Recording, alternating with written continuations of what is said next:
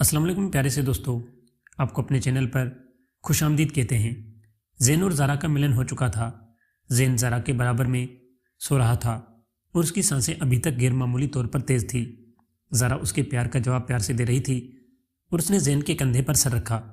زین نے کہا، زارا ہمیں ایک ساتھ رہنے کا راستہ تلاش کرنا ہوگا۔ زارا نے کہا، کیا مطلب ہے زین؟ زین نے کہا، یاد رکھو کہ مجھے تمہاری روح سے پیار ہے، تمہارے وجود سے نہیں، اور ہم دنیا کی نظروں میں بھی ایک ہوں گے۔ صحیح وقت آنے دو اور ہم دنیا کو میاں بیوی کے روپ میں نظر آئیں گے۔ زارا نے زین کو پیار کرتے ہوئے کہا، میں نے پہلے ہی اپنے آپ کو تمہارے حوالے کر دیا ہے۔ میں دنیا کی نظروں میں شکیل کی بیوی ہوں، لیکن میں تمہاری بیوی ہوں اصلیت میں۔ وہ مسکرا کر بولا، جان چلو پھر کرتے ہیں۔ اس نے گھڑی کی طرف دیکھا اور بولی، جان پھر جلدی کرو، ہمارے پاس اتنا وقت نہیں ہے۔ زارا نے زین سے کہا۔ زین کو جیسے ہی اجازت ملی وہ مصروف ہو گیا اور وہ اپنا کام تیزی سے کرنے لگا۔ اگرچہ زین اور شکیل جسامت میں ایک ہی جیسے تھے، اس لیے زارا اتنی تکلیف محسوس نہیں کر رہی تھی۔ کمرہ زارا کی آہوں اور تھپ تھپ کی آواز سے گونج رہا تھا۔ تیز رفتاری سے 5 منٹ کی کارروائی کے بعد زارا کا وجود اکڑنا شروع ہو گیا۔ اس نے زین کے بازو مضبوطی سے پکڑ لیے اور وہ چلائی۔ تھوڑی ہی دیر میں وہ دونوں ہانپ رہے تھے اور تھوڑی ہی دیر بعد وہ دونوں ہوٹل کے فیملی کیبن میں تھے اور اپنی توانائی بحال کرنے کے لیے کھا رہے تھے اور جوس پی رہے تھے۔ کھانے کے بعد جب وہ گاڑی میں بیٹھے تو زارا نے کہا، جان تم اس سجاول سیالکوٹی کا کیا کرنا جا رہے ہو؟ زین نے کہا، وہ آدمی ہے سجاول سیالکوٹی اور عالمگیر، یہ دونوں دشمن ہیں۔ عالمگیر ایک گاؤں میں رہتا ہے جہلم میں، جبکہ سیالکوٹی ان گاؤں کو لوٹتا ہے، لیکن یہ دونوں دراب خاندان سے جڑے ہوئے ہیں۔ میں اسے معاملے کو حل کر دوں گا، لیکن فی الحال آپ کو دھراب خاندان کے غیر قانونی کاروبار کے بارے میں جاننا چاہیے۔ میرا آدمی زکا دھراب کے گھر پارٹی پیلس میں داخل ہونے کے قریب ہے۔ ہم ان پارٹیوں میں جانے والے افسران کے بارے میں جانیں گے۔ جب تک نظام کی طاقت ان کے ساتھ کھڑی ہے ہم کچھ نہیں کر سکتے۔ اس نے کہا، کیا آپ انہیں میڈیا پر بے نقاب کرنے جا رہے ہیں؟ زین نے کہا، مین اسٹریم میڈیا کا آدھے سے زیادہ حصہ دھراب فیملی کے جیبوں میں ہے اور میرے ان افسروں کے خاندانوں سے کوئی دشمنی نہیں ہے۔ اگر ہم نے ان کو بے نقاب کیا تو اس کا اثر ان کے خاندانوں پر بھی پڑے گا اور میں نہیں چاہتا کہ ایسا ہو۔ اس نے کہا، پھر تم کیا کرو گے؟ زین نے کہا، دشمن کا دشمن دوست ہوتا ہے۔ زارا الجھن میں پڑی اور بولی، میں سمجھ نہیں پا رہی کس کا دشمن اور کس کا دوست؟ زین نے کہا، جی میں تمہیں بعد میں بتاؤں گا، تمہارا شاپنگ مال آ گیا ہے اور تمہیں جانا ہوگا۔ ہماری وقتی طور پر الگ ہونے کے لیے وہ مسکرا کر بولے، جان وقت اتنی جلدی اڑتا ہے، پتہ ہی نہیں چلا۔ زین نے کہا، جان ہم دوبارہ کب ملیں گے؟ وہ مسکرا کر بولی، آج صبح تک تو مجھ سے ملنے میں خطرہ محسوس کر رہے تھے اور اب اگلی ملاقات کے بارے میں پوچھ رہے ہو۔ زین نے اس کا ہاتھ پکڑ کر کہا، اس وقت تک تم صرف میری جان تھی، اب تم میری جانے من ہو، اور جب میں دستاویزات میں تم میری بیوی بنو گی تو تم میری جانے جانا ہوگی۔ وہ مسکراتے ہوئے بولی، اگر میں روز مالز میں آتی ہوں تو یہ مشکوک ہو جائے گا، اس لیے ہم 3-4 دن کا وقفہ دیں گے۔ زین اور زارا نے ہاں میں سر ہلایا اور جیسے ہی زارا گاڑی کا دروازہ کھولنے ہی والی تھی تو اچانک رک گئی اور بولی، او مائی گاڈ، وہاں دیکھو زین۔ زین نے اس کی طرف دیکھا، وہ کہہ رہی تھی تو اسے بھی ایک جھٹکا لگا۔ یہ عابد تھا اور خوبصورت خاتون کے ساتھ تھا، لیکن وہ اس خاتون کو نہیں پہچانتا تھا۔ اس نے کہا، زارا مجھے کچھ بھی مشکوک نظر نہیں آ رہا۔ وہ فی الحال عابد کو اس کے سامنے بے نقاب نہیں کرنا چاہتا تھا کیونکہ عابد اس کا خفیہ سپاہی تھا۔ اس نے کہا، وہ سبز لباس والی عورت میری نند اینی دھراب ہے، اور دیکھو وہ بہت چھوٹے لڑکے کے ساتھ گھوم رہی ہے۔ زین کے تلخ شوق سچ تھے، عابد اینی دھراب کے ساتھ تھا۔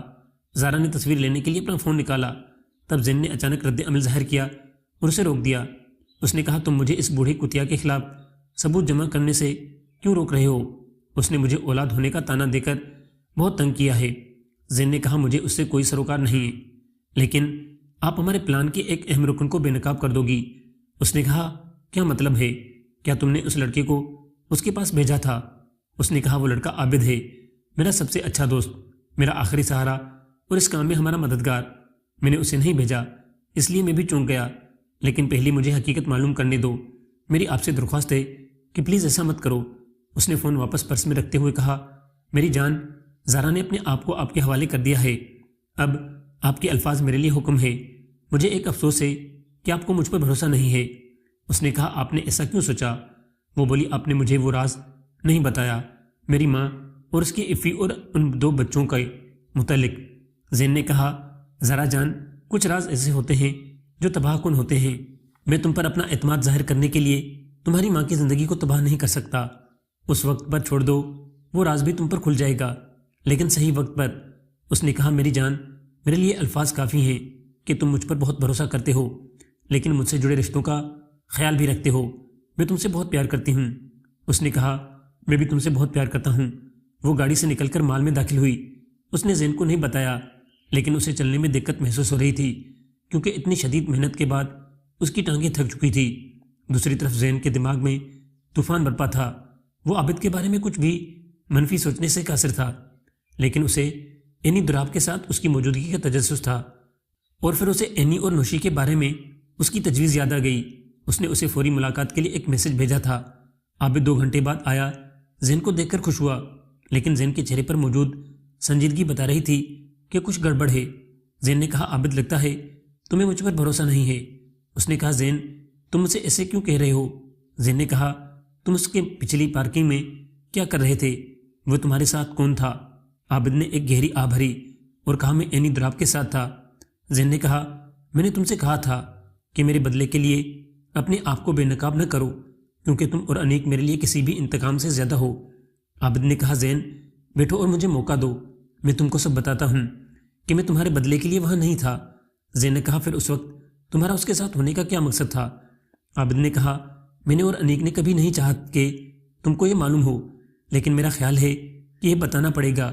کچھ اور حقیقتیں ہیں، میں اور انیک یہ بات تم کو نہیں بتانا چاہتے تھے، تاکہ تم یہ نہ سوچو کہ ہم تم کو اپنے انتقام کے لیے استعمال کر رہے ہیں۔ انیک نے بعد میں مجھ سے کہا کہ میں تمہیں سچ بتاؤں، لیکن میں ہچکچاتا رہا، پتہ نہیں کیوں، لیکن وہ دھیرے سے روتے ہوئے بولا۔ زین اس کے قریب گیا اور اسے کھڑا کیا۔ اس نے اسے گلے لگایا اور کہا عابد تم میرے لیے ایک بھائی سے بڑھ کر ہو، یہ مت سوچنا کہ میں تم پر شک کروں گا۔ کچھ دیر بعد عابد اسے اپنے گھر والوں کی کہانی سنا رہا تھا۔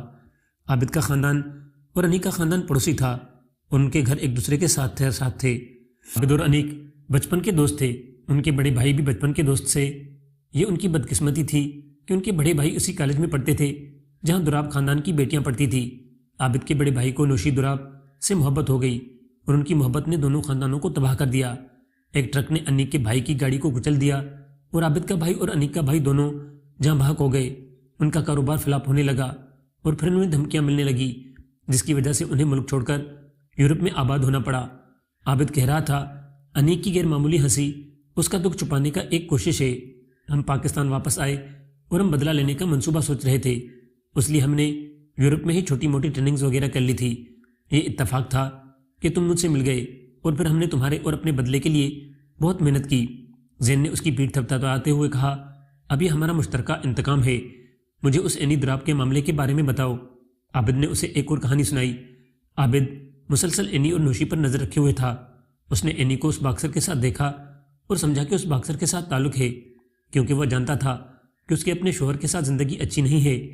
عابد کو کچھ معلوم ہوا کہ وہ جس باکسر کے ساتھ بیٹھی تھی وہ پینے کا پرستار تھا، اور اس سے دوستی کرنے میں صرف 3 دن لگے۔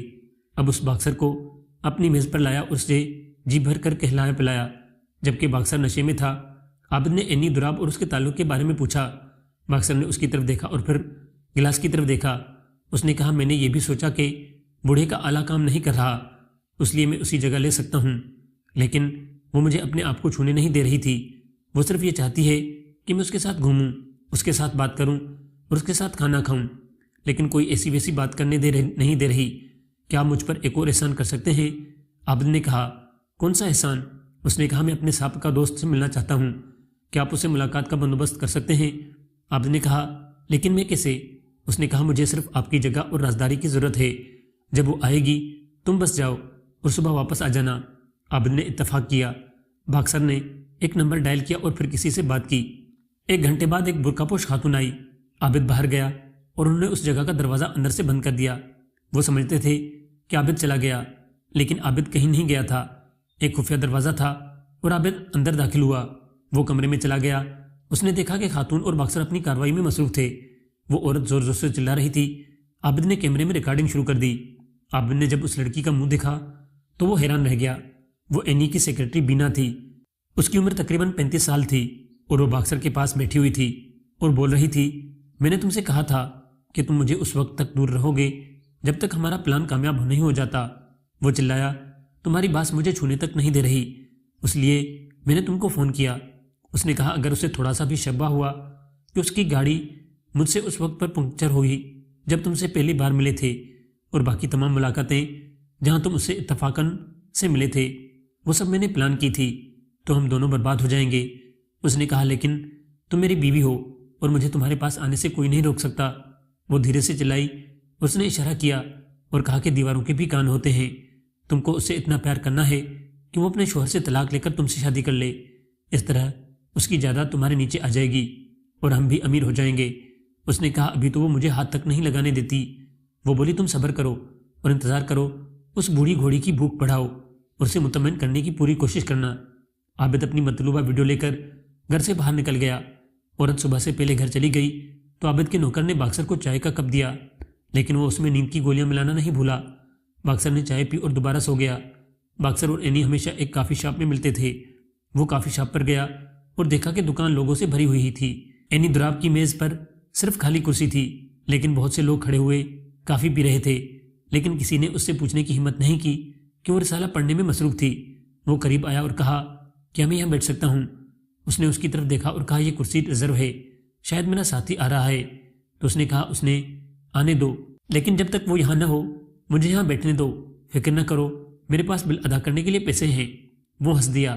اس نے غصے سے اسے دیکھا اور پھر دوبارہ میگزین پڑھنے لگی۔ عابد نے بیٹھ کر چائے پی، اس نے پھر ایک نوٹ میز پر رکھا اور باہر نکل گیا۔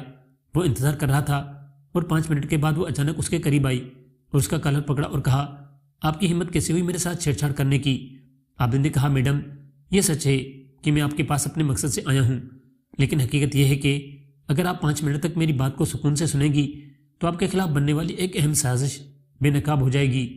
پیارے دوستو، یہ تھی کہانی کی آج کی قسط۔ آپ کو ہماری کہانی کی کیسی لگی کمنٹ سیکشن میں جا کے اپنے رائے کا ضرور آگاہ کریں۔ اللہ نگہبان۔